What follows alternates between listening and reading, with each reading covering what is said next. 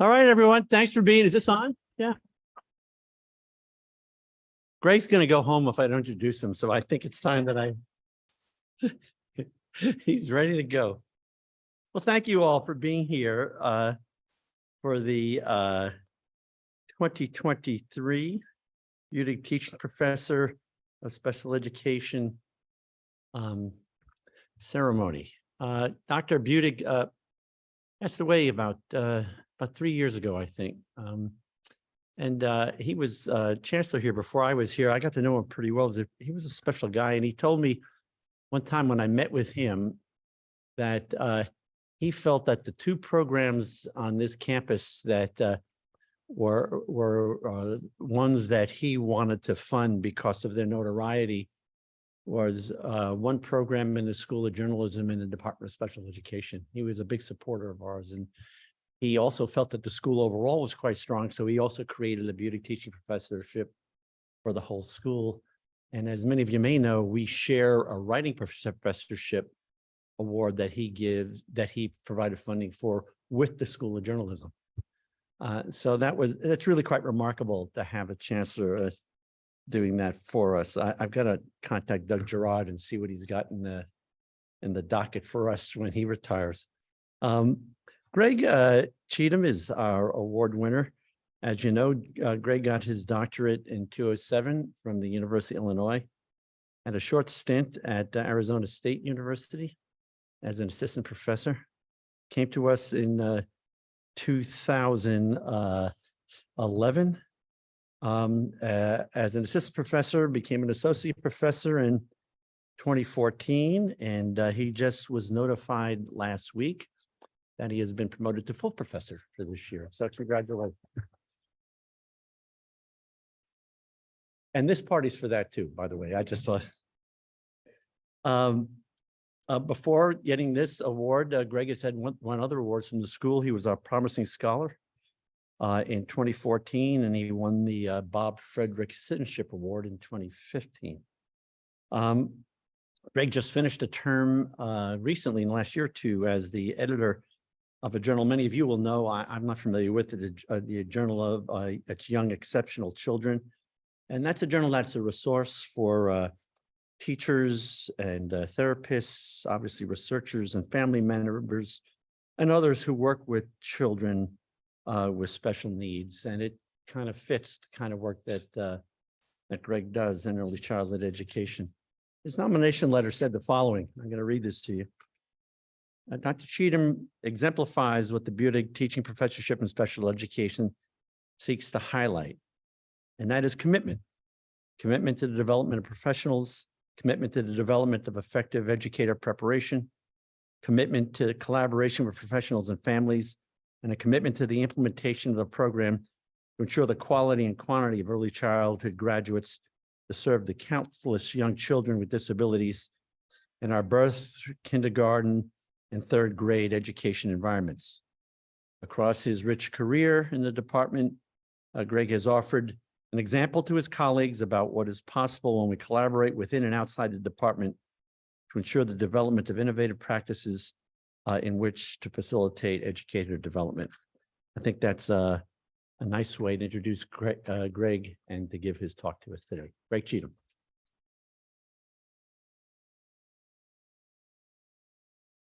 All right, well, it's wonderful to be here. Thank you for coming. We have quite a bigger crowd than I expected. So I'm taking a deep breath here and making sure that I'll be okay. So let me share my screen in the biggest way possible, and then we'll move forward. Okay, so you've been here for a few minutes. You've read the title already, right? And you know what I'm up to. This is a topic that's important to me. And I think that it's important to many of you as well. And we've all thought probably around these kinds of things, academic writing. So this is what I chose to focus on as a way to, share a little bit about my perspective, which is just one person's perspective, and then give you an opportunity as well to share with each other and with me some thoughts that you have around that. So let me first, I've got to get used to this. For me, this is new technology, right? So that tells you where I'm at. I have not used one of these that I can remember. So, I messed it up already. What did I do wrong? Oh, okay, I get it. There we go. Okay, so this is my agenda for the talk today and the discussion that we're going to have. So I'm going to talk a little bit about introduction and interest, and this relates to me primarily, right? Why am I here talking about this topic as opposed to something else? Thoughts on writing, and these are my own thoughts as well as others that I've learned from over the years, but highlighting a few thoughts on that. And then we'll get into what process writing is. And again, I'm assuming that you know a bit about it, so it's not here to be a lecture on how to do process writing and how to do academic writing, but just to set the definition and then talk through for each of those, what is it? And then what are some tensions or some challenges in that? Because there are, and I think we've all experienced this, right? We want our students to write well. We want them to share ideas on paper or, on the technology side, like a electronic document. I don't know what you call it, PDFs and stuff like that, right? So the writing part is so important to us. But what I'm going to share is a little bit about those tensions in that. And I'm going to give some examples from undergraduate, master's, and doctoral, not in great detail, but some. Now, the great thing is that some of the doctoral students here have taught with me. And so they're going to have some ideas. They'll say, oh, Greg, we didn't do that. Or, yeah, that worked. And, that kind of thing. And that's good to share. All right. I appreciate that at least two that have taught with me are here. Important people.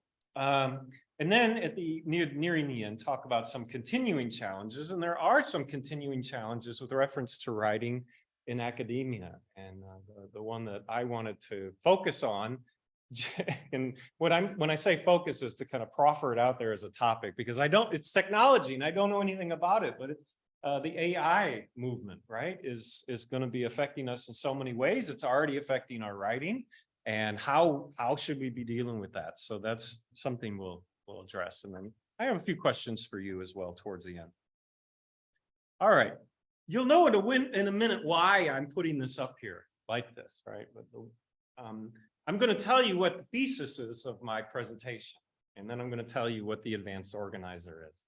And these are concepts in writing particularly. And so I thought, well, if I'm going to talk about it, I should not just talk the talk, but walk the walk to some extent, right? So I'm going to be trying to do that verbally as well as on the screen here and tell you what's up to with where I'm headed, right? So I'm going to give you the main idea, which is teaching of writing skills can be in tension with teaching of content and skills, application skills. And what I mean by that is, like, we're here in teacher preparation. And so we're all, in addition to, hey, there's this great content for the field, and we need to know this. There's also this part of, we're going to teach you some skills here and you need to demonstrate them, right? And so that tension is what I've wrestled with across many years. And I think it's a great tension that I'm still wrestling with. And maybe some of you are too. And so it's a good chance to talk about it. So here's the advanced organizer, which I think is important for writing. I'm going to introduce myself. I'll share a few thoughts about writing. I'm going to discuss both academic and process writing, and then provide some examples and highlight some tensions, hopefully some resolutions, right? And again, I'm very tentative in how I approach this because my resolution might not be for you, and we can, kind of share those ideas, and that I just think that'd be wonderful to hear. So introduction and interests, I do struggle with talking about myself, so I'm going to try to do this. Before studying, and some of you know this about me, but before studying special education, my interest primarily was in ESL. And so I studied linguistics, and I focused on bilingualism and TESOL, and I taught a lot, right, for quite a few years, and taught ESL, academic, and business writing in a variety of places. So 2 different universities. But then also I worked at a refugee center with children and youth. And so I did that there. And I just love that. I didn't find that it's exactly where I wanted to be. And so I ended up kind of making a shift. But you'll see that there's some things that go through, right? The things that we study, the things that we learn, even if they're not directly related to what we're doing now, are related and affect us and how we come at things. And so when I started teaching then special education, as Rick said, at Arizona State University. I'm not sure it's on, but it's on for them. Okay. Yeah.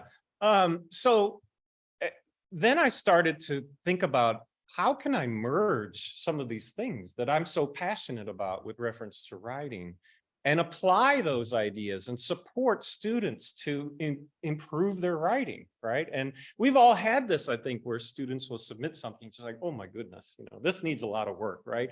And it's not just those students, it was me too. And even now, right, I still need peer review and those kinds of things and supports. But that love of writing and teaching writing really came from that.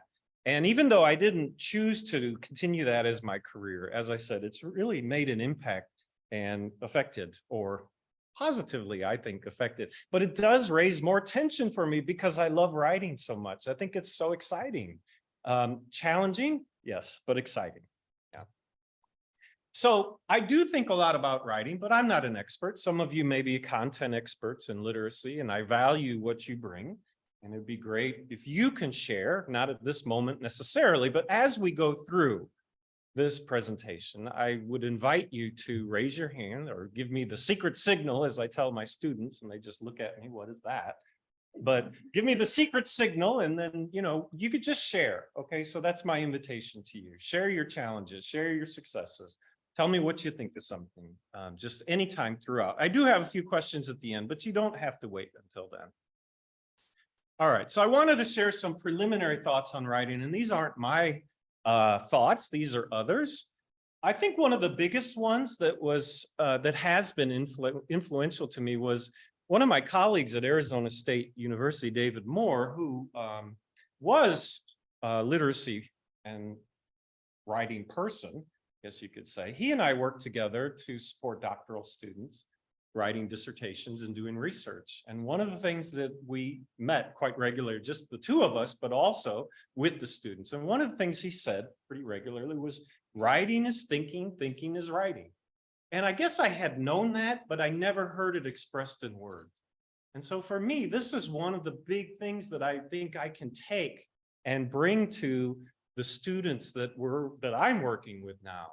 Is that writing isn't just for writing's sake. It's also about thinking. And some of you are like, oh my gosh, I've known this my whole life. I just didn't know it in those words. And so it's really impacted me. And it's given me cause to say, yeah, you know what? In this class, we're going to focus on some writing, because writing is thinking and thinking is writing. And you can't get away from that. Okay, so that I think is really exciting to me. A couple others that I think are important.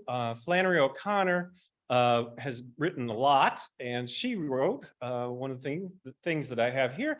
I write because I don't know what I think until I read what I say. So we can think about that again, back to this idea of thinking and writing, and how they're intricately entwined. And so many examples in my career that I've done this, but I want to support the students in that as well. Again, and I'll give you some great examples, some examples, not sure how great they are. And the last one, and I'm not sure if this is really Albert Einstein, so, you might look it up, but either way, I think it's a great quote, right? If you can't explain it simply, you don't understand it well enough. And so when I'm working with students, I want to help them and challenge myself, right, in my writing, to take complex items, complex ideas, complex theories, and put it into words that the intended audience can understand readily. So I'll talk more about that in a few minutes. So let me give you a few more thoughts on writing, and this will be the follow-up to some of this. So in my teaching before, writing was taught as a process. That's how I learned, and that's the way that I like to do it. I think that feedback and revision are critical, this cycle that we have, and we'll see more about that in a few minutes.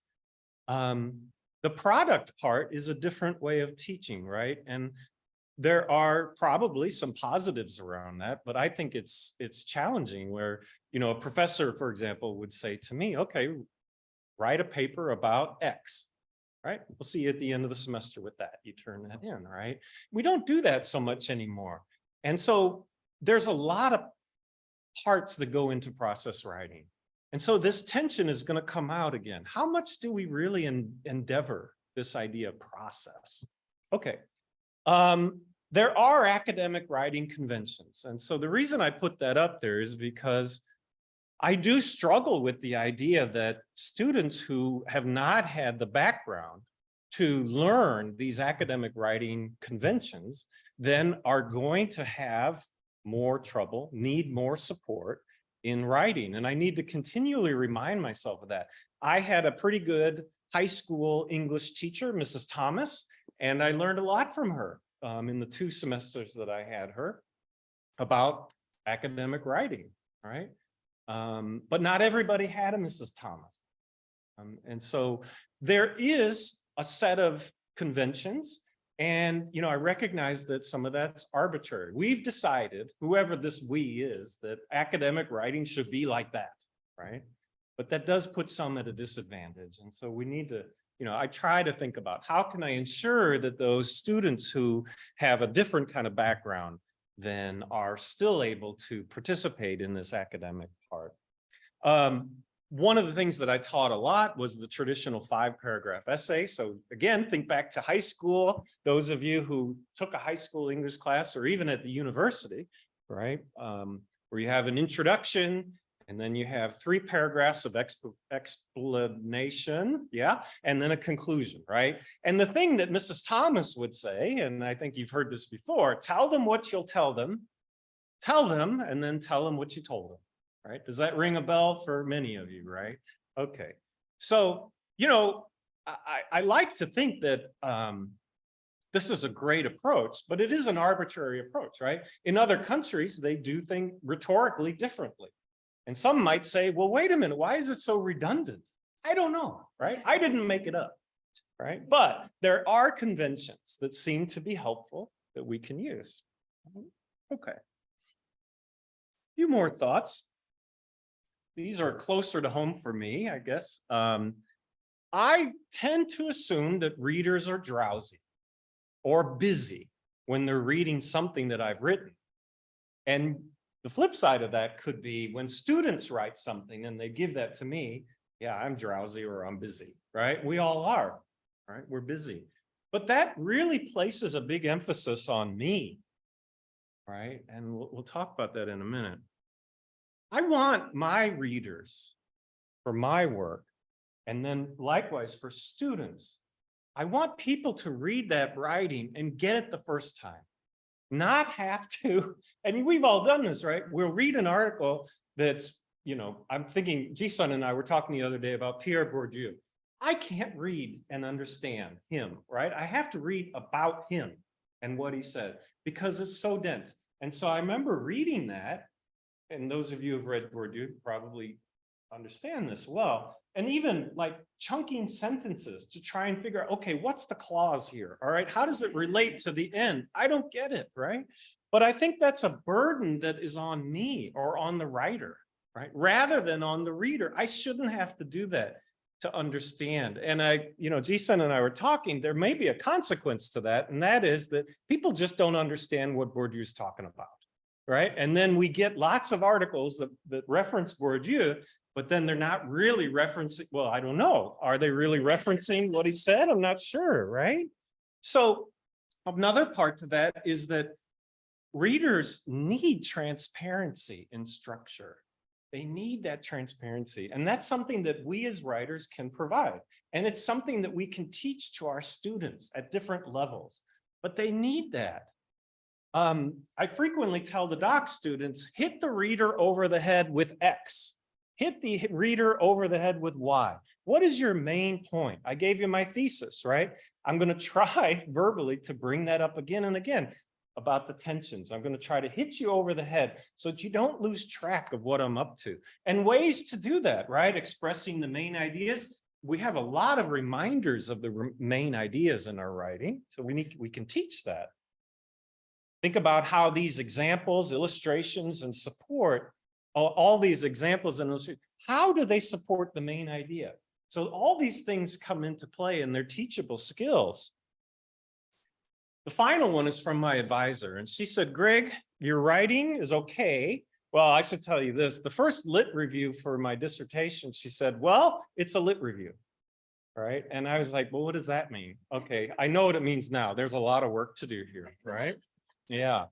But in talking, one of the over the, the years of my doctoral work, one of the things that she said was, Greg, readers need something to hang their hat on, something to hang their hat on. And what that meant to her was examples, details. In other words, we can't just talk about this theoretical idea at a level that doesn't bring it home for the reader, right? So all this ties into the idea of readers are drowsy, readers are busy. Again, that's my assumption. I try to write that way so that people will get it the first time. So it's my responsibility to, for clarity, for transparency. It's my responsibility to support the reader in understanding what I'm saying. And I don't think this is anything new to me. I think we all know this, but when we're teaching content courses that include writing, then how do we integrate this, right? This is a lot of stuff just right here. This is a lot.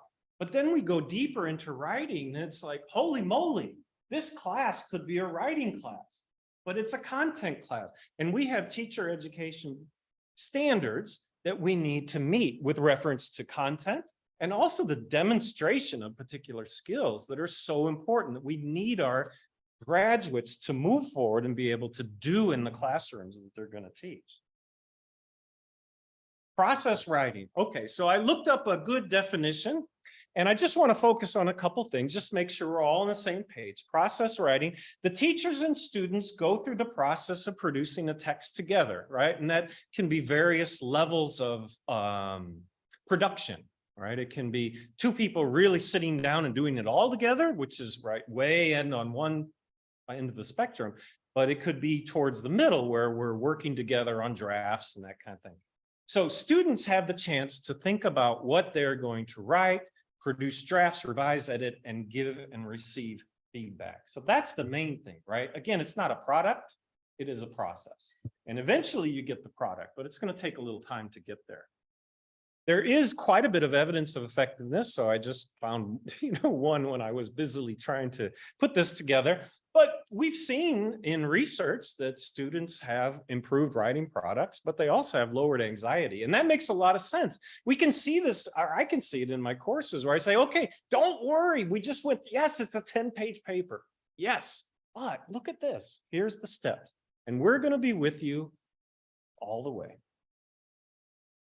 So here's something that we would see like maybe middle or high school, maybe elementary, I don't know. 5 steps to writing. Right. So this is the process. That's process writing. It's pretty straightforward, but it's also quite reductionistic. Right. And so when I think about process writing, I try to think about what else is really going on here, because this is kind of a guideline, but it gets a lot more complicated. So then I found this one. Okay, so now they've added some things: thinking, developing, narrowing, gathering, ordering, drafting, revising, and editing. Holy moly, that's a lot more. Okay, here's another one: drafting, structuring, reviewing, focusing, generating ideas, and evaluating. But the other thing that's added here are these arrows, right? And so we're starting to see it's not step by step, it's actually iterative. How do we get that across to students? Remember, it's not a writing class, it's a content course. It's about teaching, it's about partnering with families. It's not about writing. Here's another one, getting more complicated. All right, you get the idea.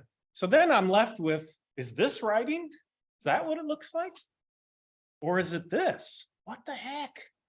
Right? That's a lot. I don't know what to do. It's like thinking about the black box. What goes on in the black box? I don't know what goes on, right? There's a lot going on. So even though it's really complicated, we can think that the tensions continue to exist across this complicated kind of process, right? How much are we going to teach of this process? And how much do we really want to jump into this black box in our courses? So we've got this tension, again, between teaching writing skills. It does require time. It does require effort. And then our mastery, our students' mastery of content and skills application, which are so important. How do we address this? I don't know, right? I've had good discussions with other faculty around this. I think it remains a tension for me and probably for all of you, because we all want students to write well and be able to present their ideas. So even though it's a complicated thing, this black box of what goes on, I do think that there are steps that I think are helpful, right? The main point to get across to students is that this is iterative, but that's a tough one, right? But things like brainstorming, right? We start with that, then we do outlining, we do peer editing outline, which is something I do with the students. I think it's really important. I'll talk more about why I think that's important, because that's not always a part. Students do drafting, then we do peer editing, and I do peer editing with students, as well as giving them feedback. They revise drafts and then they submit something. So that's a lot of steps, but it isn't linear. So I could have put like, okay, first, second, third, fourth, like the other one, but it's really not like that at all. So let's move to academic writing. We just talked about process writing and how there's tensions in that, right? And it takes a lot of time, but it's so important for a variety of reasons that we've talked about. So let's move to academic writing. And this is the other part. Here's a definition: expressing ideas purposefully presented. All these words are so loaded. I'm telling you, there's so much in here. Purposefully presented, carefully elaborated, well supported, logically sequenced, rigorously reasoned, and tightly woven together. Gee whiz, we could just take each of those terms and try to operationalize that. What does that mean? What does that mean? What does that mean? And then the other thing to go back to is these are arbitrary standards. What I think is logical could be very different from what Rick thinks is logical, right? Same with rigorously reasoned. We could disagree on what's rigorously reasoned. So, I struggle a little bit with that, right? And I just have to say, this is my perspective about your writing, right? I don't think it's logical here or needs to improve here. But that's the definition. More broadly, you could say that academic writing is done for academic purposes, and that makes sense too. Knowing that it is different from everyday writing, right? It's not the same as writing a letter or an email to your grandma or somebody, right? It's not the same as kind of expository writing or poems, that kind of thing, or even the way we talk. There's several genres that fit within academic writing. And all that writing is tailored to an audience that we're focused on. So how do we get students to recognize all this when we're not teaching a writing class, but we want them to get better? What do we select and what don't we? What do we decide? You know what, that's enough. We can't do any more on that, but this is really important. For me, my focus is mainly on academic argumentation. And by that, I mean, and I've said this to the doc students that are here, almost every writing that we do in academia is an argument of some kind. We're always making an argument. We're making an argument that this research is well done and had these outcomes. How do we do that? Well, we give data. We provide trustworthiness or validity and reliability information. We do all those things. We're trying to convince the reader that this is a good study, that it's done well, that it has some outcomes that have application to teachers, hopefully, or families or administrators, whoever. So anything is academic argumentation. That's what I think. And so that's part of the thesis, right? I gave you my thesis at the very beginning, and that's an argument. It's an argument that I want to propose and I want you to accept, right? But again, how much do we go into with that with students? How much do we talk about all these parts? Teaching, writing? It's not one or the other, it's both. But the tension is it's not black and white either. It's a gray area. Right? How do we address this? How do we advance with teaching writing? This is the black box, right? This is my own version of the black box. There's the funnel, right? We've got all these snazzy ideas. And we all have lots of ideas. Previous research, reactions, your main points, which may or may not be articulated, right? Data, ideas, knowledge of the field, socio-historical complex, the writer, the identity of the writer, all these things are floating around, and there's so many more. how do we get down to that paper, right? That's tough stuff. How much do we teach that funnel? And what do we teach? That's the tension. Yeah. So one of the ways that I've tried to address this, knowing that it's a gray area, knowing that I want students to walk away with having some writing skills, is to focus on structure. I love writing structure. I think it's fabulous. It's really interesting to me. And that's why I focus so much on outlines and even peer editing outlines, because I think the structure of the paper makes or breaks the paper, right? So for example, if I gave a presentation today and did not give you the thesis, if you would, how much would you get, right? You don't know exactly what I'm trying to do. So that's why I labeled it thesis. I wouldn't ordinarily do that. But that structure is helpful. And that's how we synthesize the information as writers. And I want to get that across to the students, that in the outline is where you bring your ideas together, synthesize research articles, bring together data, right? Think about like mixed methods research. You're bringing together different kinds of data and synthesizing that into a coherent argument that you found this and that it's a good study. So outline is really important to me, and I'd like to get that across for students. I'll give you some examples of how I do that. Parallelism, right? Each main idea should be parallel. That's a challenge. Sometimes students don't recognize that. I think things are parallel, but they don't, and vice versa, right? They may not think my ideas are parallel. So we kind of got to work that out. Another challenge in a very complicated field of education is non-overlapping categories.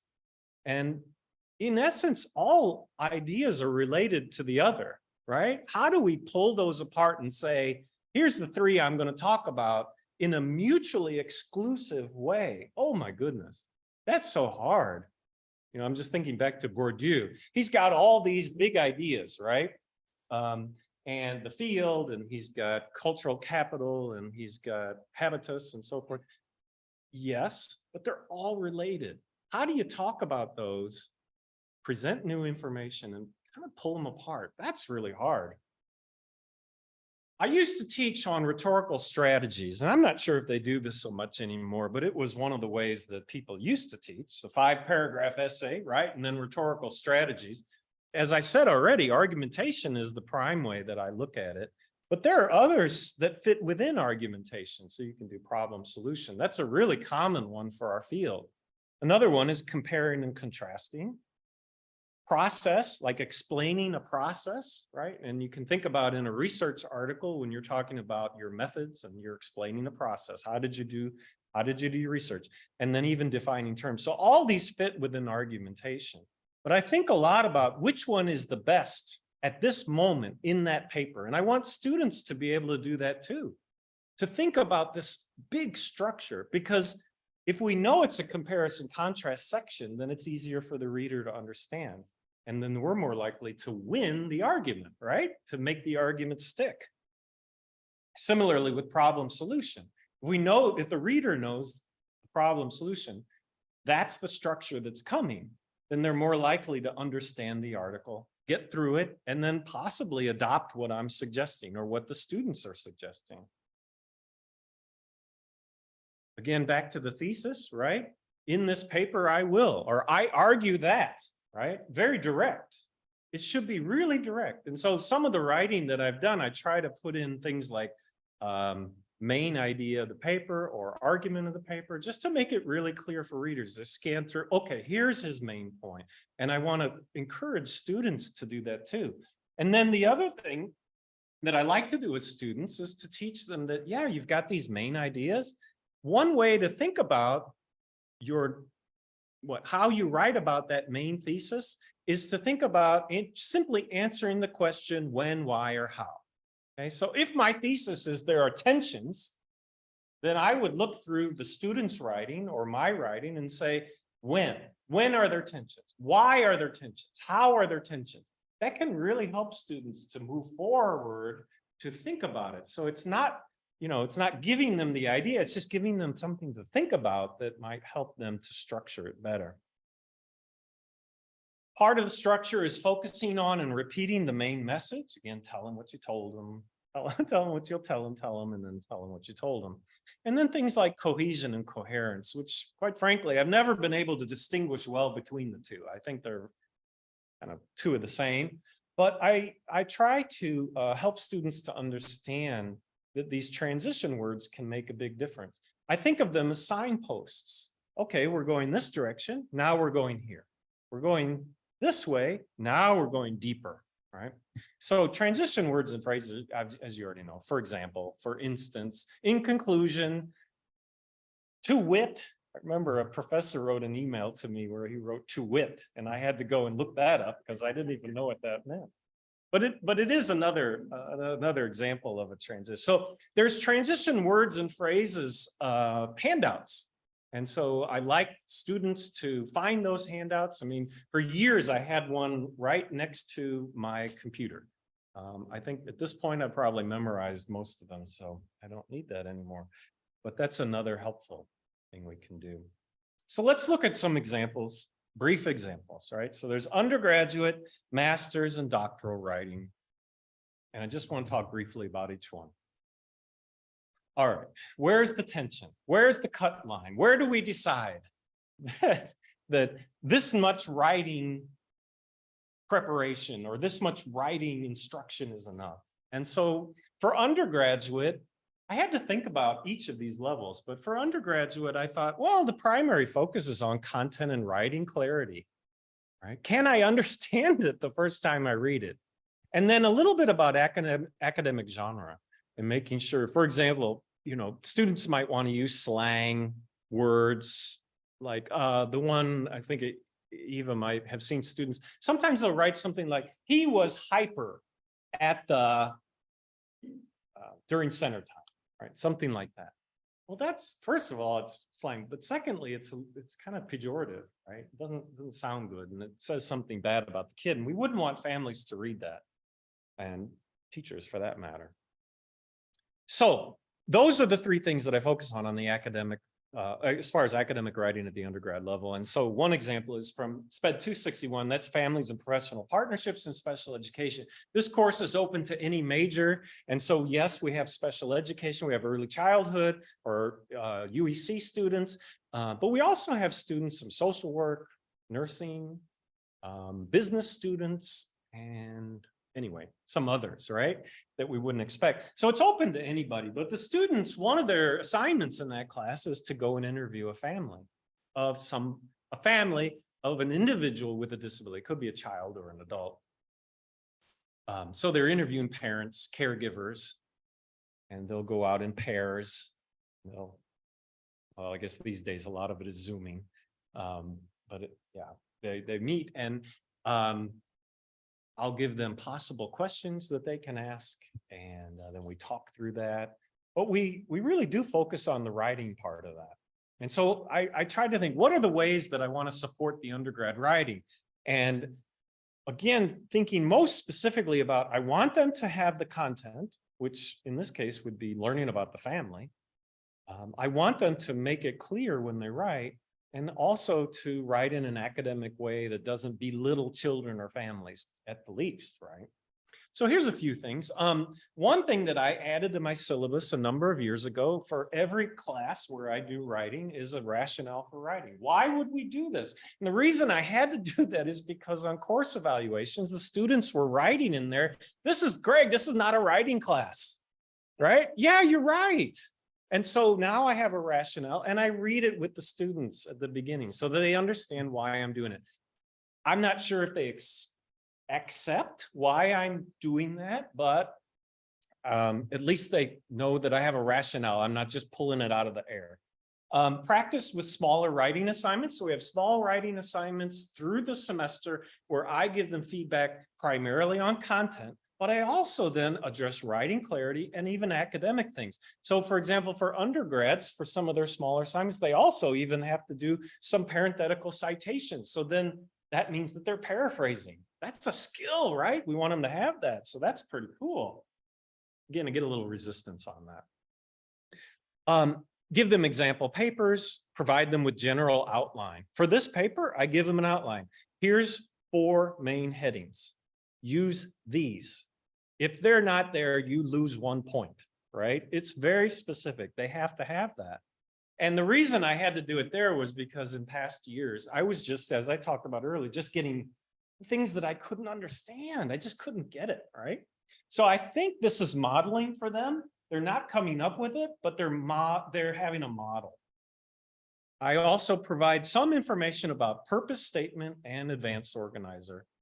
I give them a list of academic writing expectations, not a huge list, just things that I've encountered over the years that I think are important. They do get instructor and peer feedback on rough drafts, and then other things as individuals needed, right? Okay, so that's my focus. And this tension is content, writing clarity, academic genre. All right, so let's move forward. Master's writing, a little bit higher bar, if that's what you want to say, right? A little bit higher. They're master students now, you know, they need to be able to do these and more. So yes, focus on content clarity, academic genre, plus other writing skills. So I'm trying then to give more feedback about things like cohesion and coherence, transitions, that kind of thing. Lots of other things. I didn't even list them all there. But one example then is from 752. That's the intro to early childhood special education class. It's the first one that they take. And in that class, the students do a mini research synthesis where they look using library search skills. They examine a particular instructional practice. What is the research base behind that? So they have to come up with 8 articles that have contributed to this particular instructional approach. And then they examine those and then make practical recommendations. So not only are they getting the content about, for example, what is evidence-based practice, right? What does it mean? Where do these things come from? And learning about research, but they're also then learning about the writing part. And, you know, some of them may go on to doctoral work. Some of them may not, but I think it's important that they do this. So some of the supports that I provided that I think are successful, again, provide a rationale for writing right away in the syllabus. I practice with smaller writing assignments. Again, they do these small, and it's very purposeful. They're getting the content, but they're also practicing, and I'm giving them feedback on their writing. If it's clear, if it's not, how are they using citations? Is this a good paraphrase? Things like that. Give them an example paper so they know what to expect. I do give them a general outline, but allow them to make a little more changes in that, right? I give them sentence starters for the purpose statement and the advanced organizer. This helps them to understand this is kind of what it's supposed to be like and helps them to understand what their paper should be saying, right?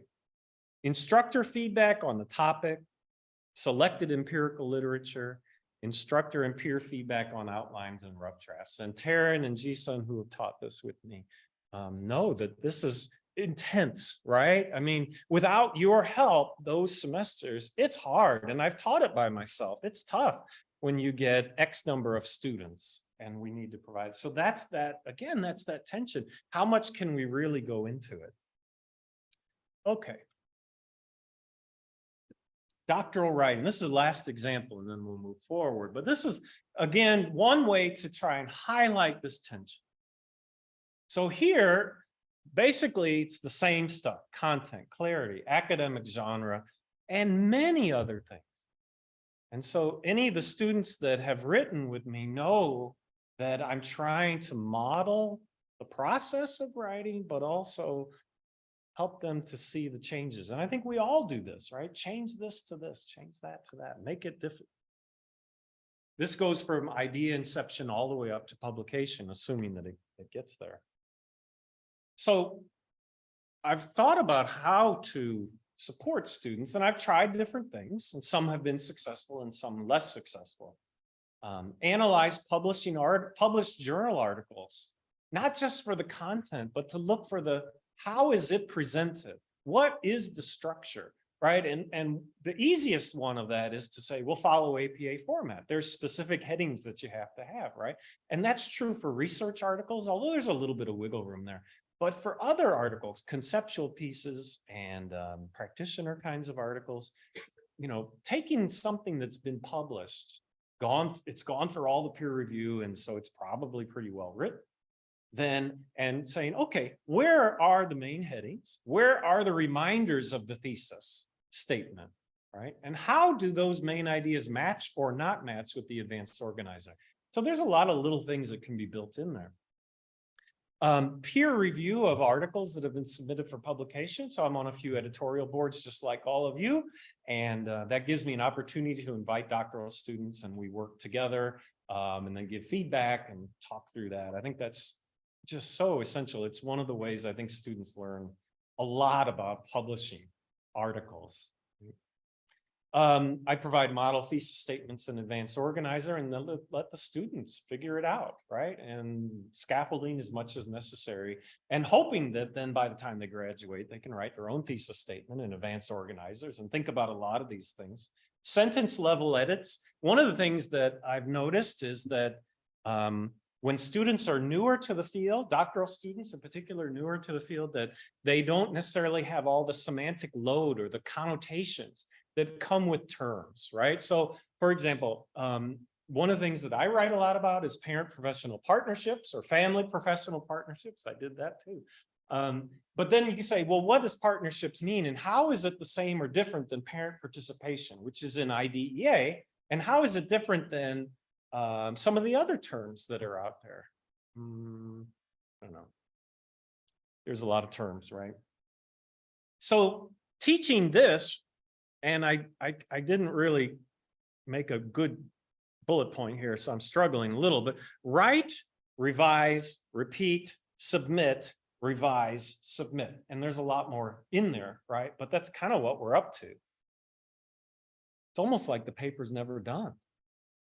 And we don't want students to get discouraged about that. And when a reject, revise, resubmit comes in, as Eva knows, we celebrate. Right? We don't say, oh no, and just look at that first word, reject. Right? Yeah.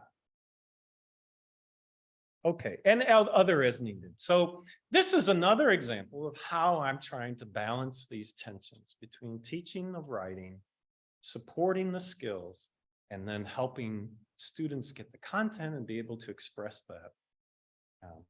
So the one that I wanted to raise at the end, because I'm just really flabbergasted, quite frankly, about this. My son came to my house and he said, you've heard about ChatGPT, right? And I said, yeah, I read about it, whatever.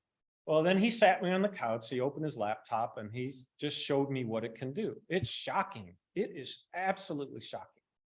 I mean, it's so far beyond, like, kind of my conception was Grammarly, right? Which helps you out, but it doesn't do that. And so my son put in something because he wanted to illustrate it for me, something about special education and assessment, right? He knew I was interested in that. So he put that in and asked it to write a 5-paragraph essay.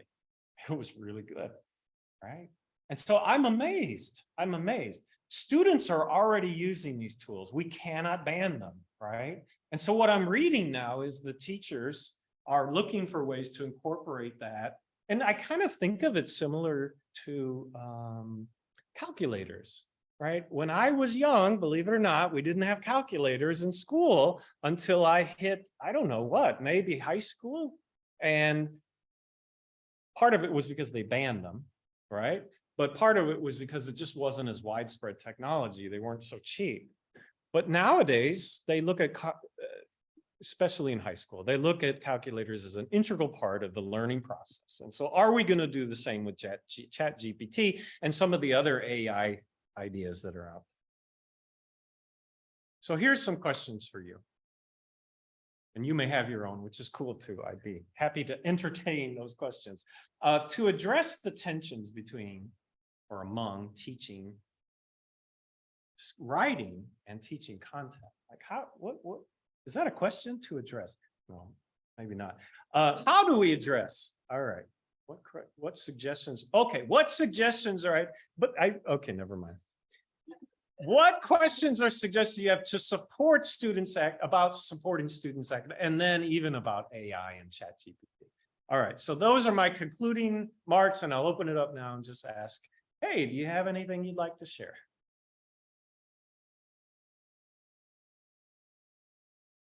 Yeah.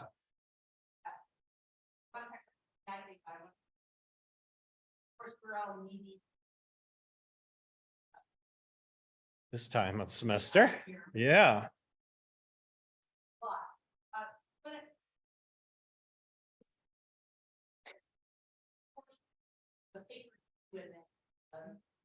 Versus it's always here. Yeah. And I try to build in. Right, build in things I think like you're doing. Graphs along the way so that people understand that writing is a process, not a product. But I don't know if that always. They're bothered, upset by. Like, Yeah. This. Hey, Yeah.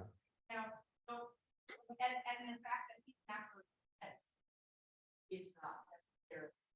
Yeah. I don't. I'm also curious how you get that idea of process. Yeah. Well, so yeah. Okay. Oh, wow. All right. That's going to be a challenge for me. Okay. So what Lisa asked about was in particular, which is the part that I'm going to focus on in particular around feedback, but the whole process of writing, that it is a process. It's not just a one-time shot, but that idea of feedback and what do I do? The one thing I try to do is to talk to students and let them know what I experienced when I got my first feedback from my advisor about X or Y or whatever I was working on, right? I put so much time and effort into that. And, you know, I tell students, don't get married to this, right? Don't get married to it because it's going to change naturally. And that's part of the process. So I think being transparent about that is the way that I've tried to do it. And just let them know that I've been there and I still am, because whenever we send in something for peer review, we're going to get back those kinds of things. And sometimes they can be pretty nasty, right? And I don't want my feelings to get hurt. And yet maybe I do. Or what I like to do at first is say, well, they didn't really read the paper, right? And like, well, you know what? Maybe they did. And so that's my responsibility. Yeah. So I try to model that. Other questions or thoughts? Hey, yeah. Yeah.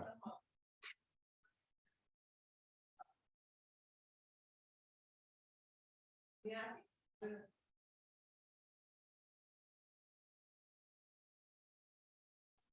This is.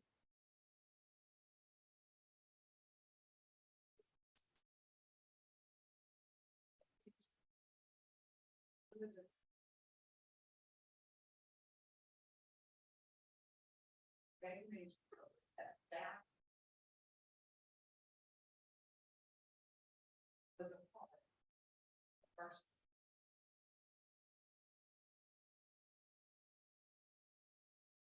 They still do. Yeah.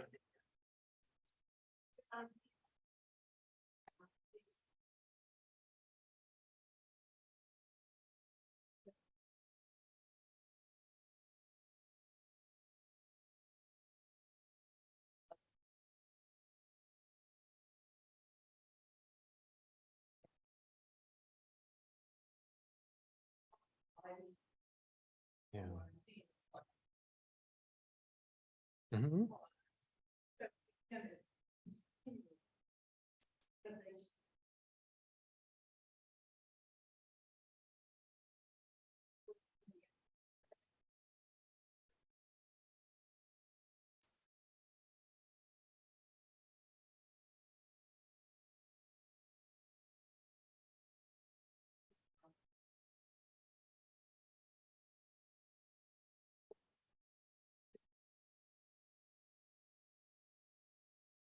Hmm.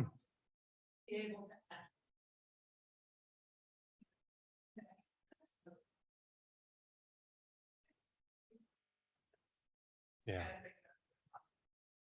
Yeah. And I think that a lot of it too is that they have them back here because they had a Mrs. Thomas or somebody who was similar to that. It's just bringing it forward and saying, hey, you know what? You got to apply these ideas here. Yeah. Well, yeah, I think we have seen some success. The tensions still remain. I mean, I would still like to push more on the writing, but I know that we can't always do that. Yeah, Gisa.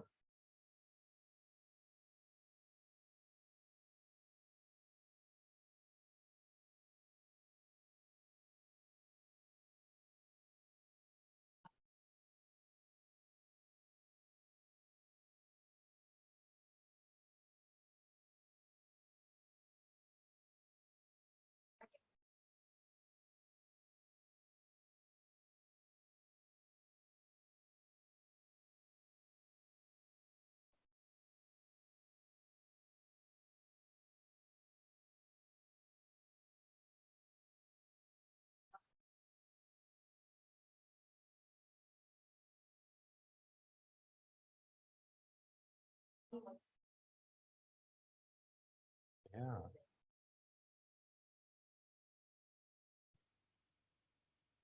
Yeah, and I think that's a good point too. Oh, re-summarize. All right.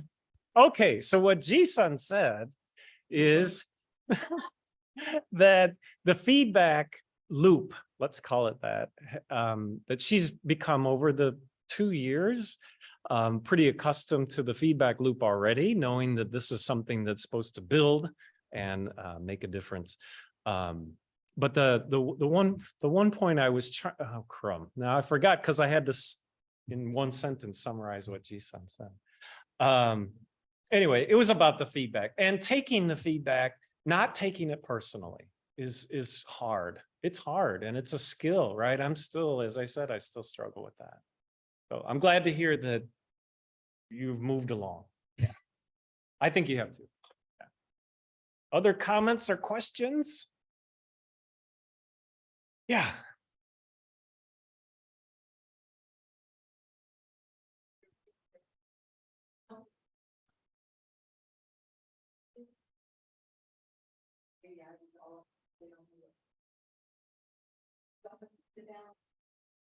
Yeah.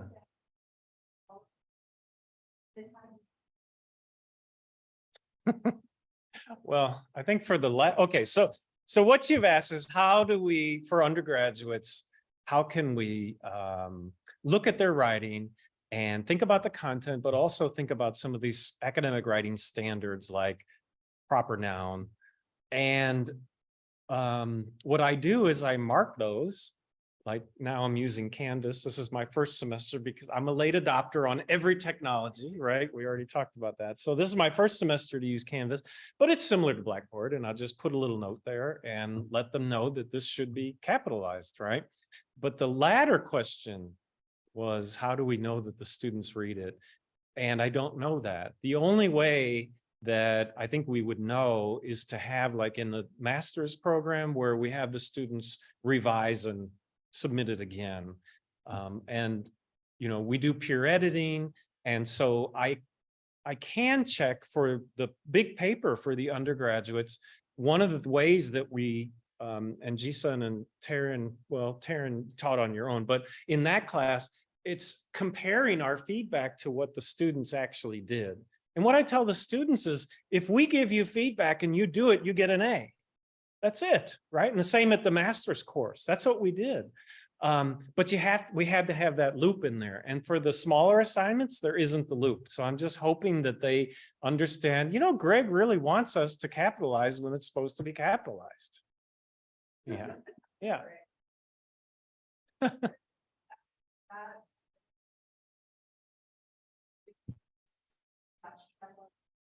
Good enough.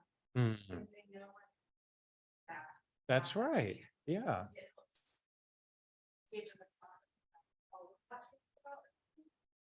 That's right. I think that's exactly right. So it lowers their stress level. I mean, again, it's the process approach, and that's what it's supposed to do. So I know that in 752, they still get really wigged out about it. And they call it sometimes, I think, Eva, they call it the lit review class or something. And it's not a lit review class, you know, there's so many other things, but that's what they hear. 10-page lit review where you examine these articles and write about them, And so, yeah, that's all the other content. I hope they get that too, but that's not how they identify the course. Yeah. Yeah. Two things. What you described as full mastery learning. Yeah. Yeah. Mastery learning. Teach.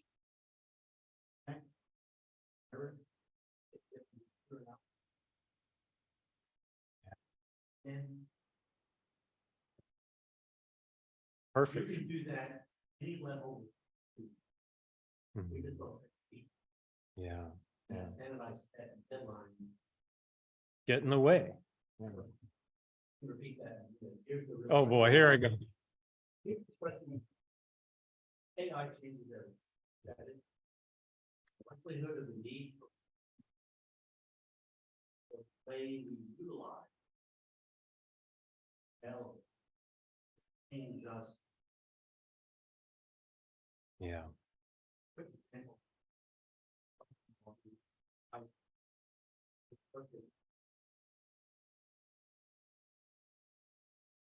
I love letter. 15 line.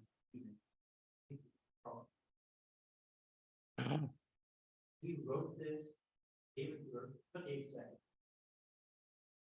Gave it to her, 5 You're so sensitive, and the idiot said, I didn't write it. Wow. Now the board's on me like. But the point,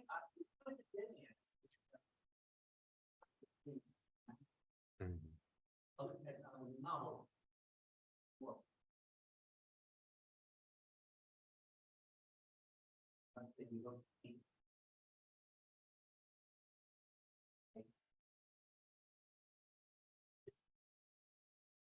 Yeah. And something that I feel like, all right. So before I comment, yes, Rick mentioned mastery learning, which I didn't reference, but I think it's really important, and mentioned that we don't always teach teachers to do this because we have a variety of things impinging on that. The second one was about, Rick's comment was about AI and how this is going to change everything, including our fields and how we write. So just to build on that, I feel like I've learned a lot about writing and I value it. And I think it's a skill, and I think it's a cool skill that I would like to help others with. But what do we do when it can take 8 seconds to write a 5-paragraph essay about X? Now, at this point, working with my son, ChatGPT does not do references well, but it's only going to be a few years before it does, right? I mean, that's it. So right now I'm trying to kind of encourage students not to use that by requiring them to use references to specific readings that I give them in class. That's my way of making them really get into the material where they could just get some ideas from ChatGPT. But I think you're right. It was a skill, or it is a skill, but is it going to be a skill anymore? And then how much do we value it? Again, I go back to the calculator. The calculator changed everything, or the computer for that matter, around calculations. And so I don't know what to do. I'm not a big follower of technology, but I know that there's a lot of implications there. Okay, Eva and then Lisa.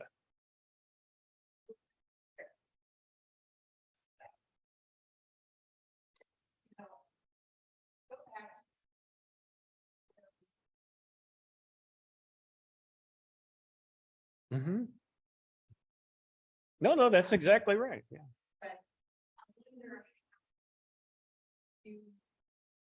Mm.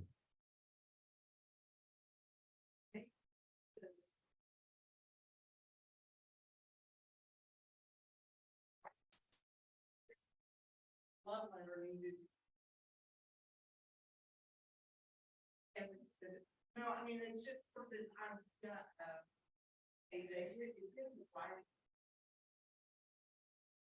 right? Yeah.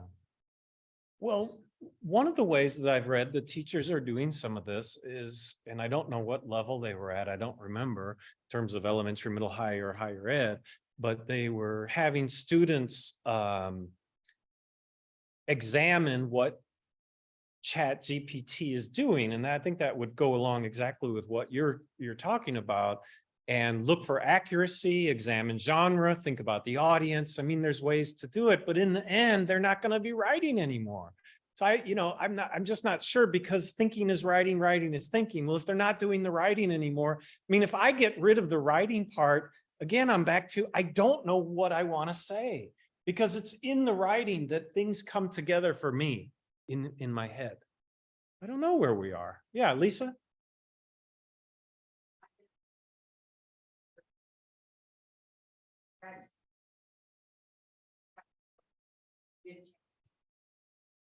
And then write their own inventory.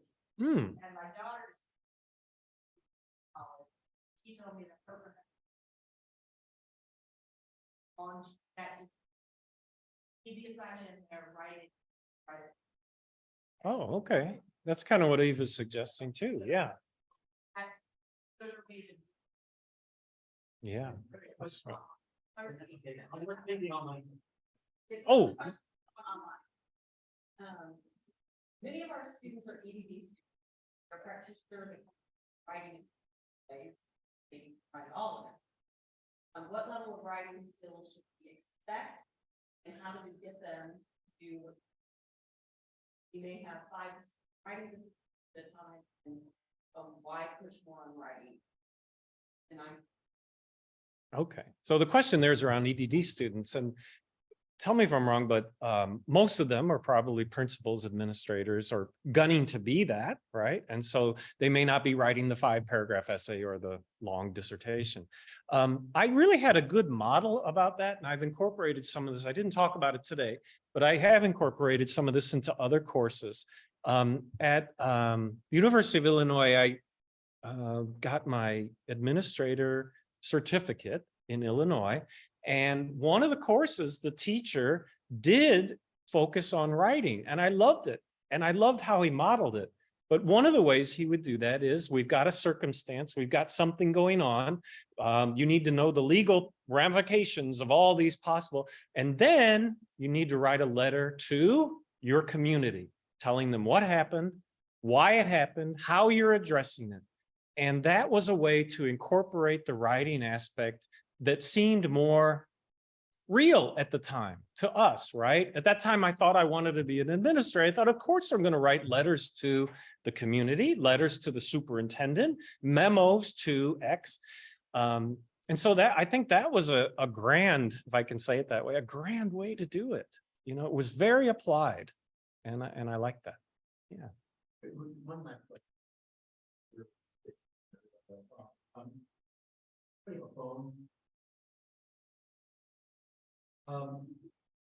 Communicate on Maria's phone. They don't use words. They did abbreviation. Yeah, that's right. That if they're done like that, that's the people coming up. Mm-hmm. We are imposing on them our structure. And if you read Clayton Christian stuff about how big companies held on to the past and then ended up going out of business, all the steel companies. That's what I feel. Yeah. That is the language. Could well be. That's right. That's something that we have to embrace going forward. Because we'll be ignored. Yeah. So my standard thought around that would be, we need to teach genres, right? There's a genre for memos or for business letters. There's a genre for academic, this kind of academic writing, and that there's a genre for text messaging. But I don't know how far that's going to go. Yeah.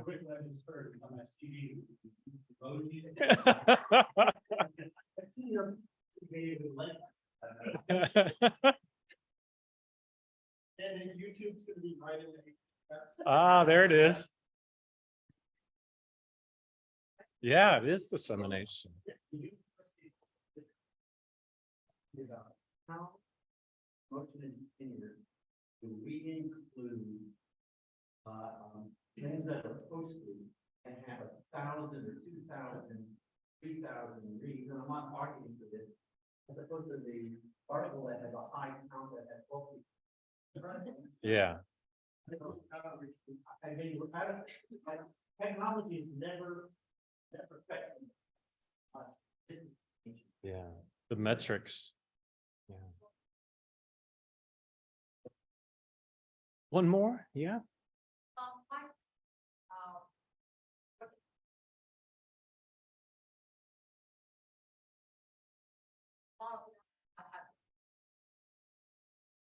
Yeah. Yeah.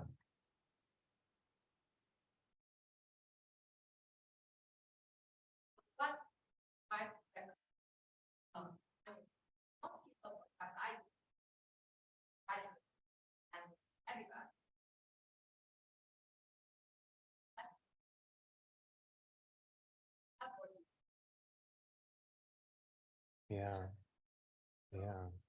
So usually I begin the discussion and continue the discussion on genre and make it clear to students that I'm not judging the way that you present your ideas in your language or even in English. You think about Singapore, India, Philippines, right? Some countries in Africa are using English quite productively, and I'm not there to judge them on that.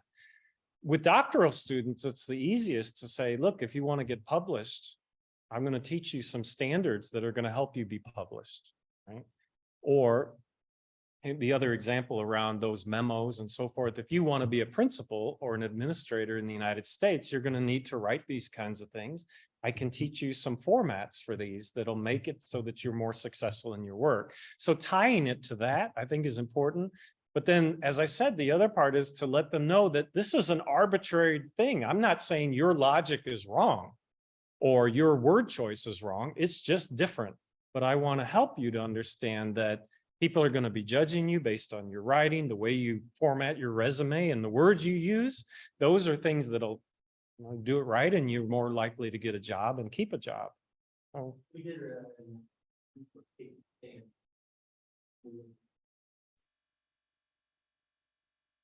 Wow. Yeah. So that kind of throws out the memos idea, right? Yeah. Last one. Okay, go ahead. That's the one. Yeah. I'm not sure if this is a question or a comment, kind of open. If you're writing, trying to communicate, where on the taxonomy, like just trying to spit out. Yeah. Fact, or am I trying to explain and understand to a deeper level, which you would like to think out there? Clearly, hopefully, ever our area. Not just that, hopefully, watched it minutes the other night. We were talking about artificial intelligence and incorrectly, where artificial intelligence has made stuff up, it out, like mentioned fact checking. Boy, this gets kind of scary. And also society, you think back when USA Today criticized this really short article. Too easy to read. And really dig into that social media all over. Yeah. And through the headline, people looking at items. Maybe they read the ask and they go write reviews. It's like, so do what you're talking about. Really got five down people. Reread. And the last thing I'll say is, what would we value? Yeah. Your number's good. Good quality. Just the quality, especially it's not my favorite thing. At a dollar. But doing, it's kind of a conundrum. But I really like how you. It really is.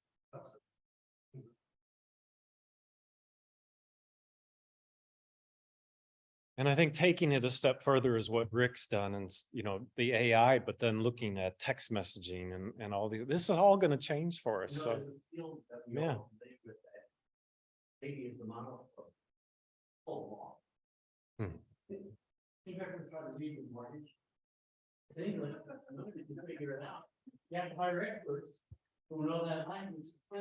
That may be the future for us in academics. We'll be the only ones. That will be. Interesting. Great, Yeah. great. Thank you.